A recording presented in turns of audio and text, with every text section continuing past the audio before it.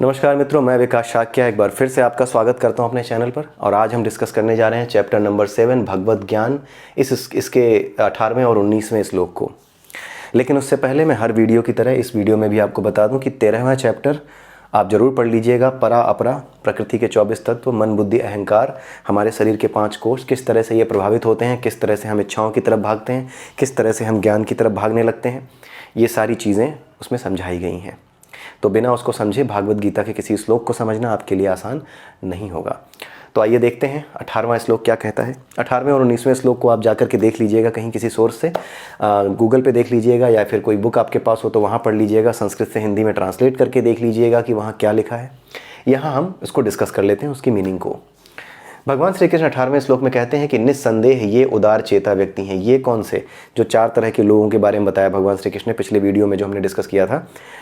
आर्थ, जिज्ञासु, अर्थार्थी और ज्ञानी, यानी दुखी, जिज्ञासु, अर्थार्थी यानी पैसे की इच्छा रखने वाला, और ज्ञानी यानी मोक्ष की इच्छा रखने वाला, ये जानने वाला कि मेरा वास्तविक रूप आत्मा का है और मोक्ष जीवन का उद्देश्य है। जो ये जानता है लेकिन मोक्ष की इच्छा रखता है, ऐसा व्यक्ति किसी भी इच्छा के साथ जो भी ईश्वर की तरफ आ रहा है। भाई इस संसार में इच्छाओं से ही सारा कर्म होता है। आदमी यही जानता है कि बिना इच्छा के कर्म ही नहीं होगा। तो वो इच्छा से भी अगर ईश्वर की तरफ जा रहा है तो कम से कम वो जा सही तरफ रहा है, ईश्वर की तरफ जा रहा है। इसीलिए उसको उदार चेता, यानी उसकी चेतना अब धीरे धीरे उदार हो रही है। वो ये समझ रहा है कि गलत रास्ता अपनाने के बजाय कोई एक सर्वशक्तिमान है जिसकी वजह से हमें सारी चीज़ें मिलती हैं, उसकी शरण में जाओ। तो एक बुद्धि तो खुल रही है उसकी। इसीलिए उदार चेतना वाला यानी सही चेतना वाला व्यक्ति, उसको भगवान श्री कृष्ण ने कहा है।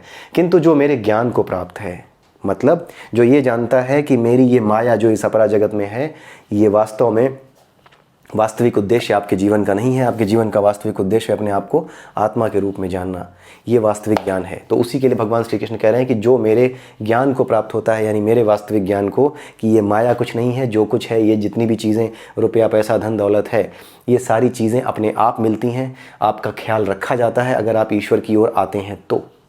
ठीक है, तो ये सारी चीज़ें भगवान श्री कृष्ण ने यहाँ में बताई हैं कि अगर आप ईश्वर की तरफ आते हैं तो ईश्वर स्वयं आपका ख्याल रखता है और बाकी चीज़ों की चिंता आपको करने की ज़रूरत नहीं पड़ती है, क्योंकि वो एक अलग ही रास्ता बन जाता है। ठीक है, जैसे बिल्ली के बच्चे और बंदर के बच्चे का एग्जाम्पल दिया था। जो ज्ञानी होता है, जो ये सोचता है कि मैं ईश्वर को पाऊंगा, उसके लिए प्रयास करूंगा, तो वो बंदर के बच्चे की तरह जो अपनी माँ को पकड़कर चलता है और कभी भी गिर सकता है क्योंकि उसकी क्षमता सीमित है। और बिल्ली का बच्चा जो भक्त है, जो जानता है कि ईश्वर मेरी रक्षा करेगा, मुझे चिंता करने की ज़रूरत नहीं है, मुझे बस समर्पित कर देना है अपने आप को, तो वो बिल्ली के बच्चे की तरह होता है। क्योंकि बिल्ली अपने बच्चे को अपनी गोद में खुद पकड़ कर चलती है तो उसके गिरने का खतरा नहीं होता, उसे डर नहीं होगा गिरने का, क्योंकि उसे पता है कि माँ गिरने नहीं देगी। तो यही चीज़ है कि जो मेरे ज्ञान को प्राप्त है, यानी जो बिल्ली के बच्चे की तरह बन गया है, जो ये यकीन रखता है कि ईश्वर मेरी रक्षा करेगा, उसे मैं अपने ही समान मानता हूँ, वह मेरी दिव्य सेवा में तत्पर होकर मुझे प्राप्त करता है। इसको समझाने की ज़रूरत नहीं है कि ये क्या लिखा है। ठीक है, अगर आपने साइंटिफिक पोर्शन 13 से 18वें चैप्टर तक सही समझा है तो ये लाइन समझने में कोई दिक्कत नहीं होगी।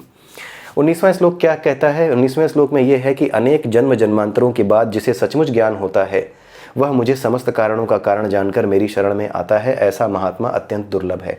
ये तो आप समझ ही रहे होंगे कि क्यों दुर्लभ है, महात्मा ऐसा दुर्लभ क्यों है। क्योंकि इस बंधन को काट पाना इतना आसान नहीं है। जब तक किसी विशेष गुरु की कृपा न मिले या स्वयं ईश्वर की कृपा आपको प्राप्त ना हो, ये हो नहीं पाता। क्योंकि हम बार बार भाग जाते हैं किधर, अपनी भावनाओं में बह जाते हैं, कभी वासनाओं में फंस जाते हैं, कभी कुछ इच्छाएं हमें अपनी ओर घेर खींच लेती हैं।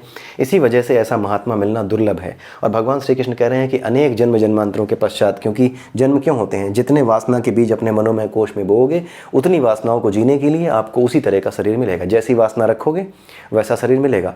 आदमी के शरीर में जो आदमी का उद्देश्य है, जब वो पूरा आदमी के शरीर में नहीं हो सकता, किसी छोटे शरीर में भी हो सकता है, जानवर के शरीर में भी हो सकता है, तो जानवर का मिलेगा। ठीक है भाई, जो काम सुई से हो सकता है उसके लिए तलवार की ज़रूरत नहीं है। ठीक है, तो ये चीज़ है। तो आपको जैसा उद्देश्य है, जैसी अपनी भावना रखी है, जैसी अपनी इच्छा रखी है, उसी तरीके से ये आत्मा फिर, जीवात्मा फिर उसी तरीके का शरीर ग्रहण कर लेती है, उसी तरीके का शरीर इसको मिल जाता है। ये प्रकृति द्वारा निर्धारित है, आप तय नहीं करते।